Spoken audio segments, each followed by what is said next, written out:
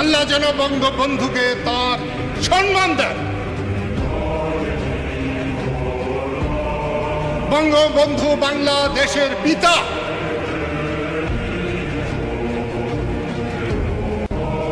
এ যদি সত্য হয় তাহলে বিএনপিরও পিতা, জাতীয় পার্টির পিতা, জামাতেরও পিতা।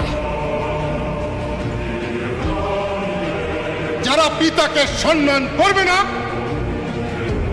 তাদেরকে সুসন্তান বলা হয় না। আমরা যারা বঙ্গবন্ধুর ভক্ত,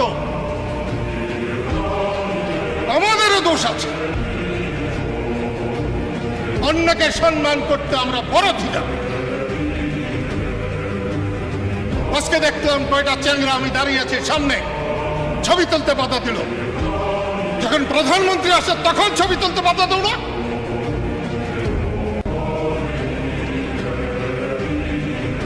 সম্মান করতে শিখো। এই কবরের পাশে আমি এখানে শুয়ে দেখেছি, এখানে আমার বিছানার উপর দিয়ে গাড়ি চালিয়ে গেছে, তাতে আমার কি হয়েছে? আমি আওয়ামী লীগ করি না, আমি বঙ্গবন্ধু করি এবং বঙ্গবন্ধুকে বুকে লালন করে আমি আমার জীবন দেব। বঙ্গবন্ধু আওয়ামী লীগের সম্পত্তি নয়,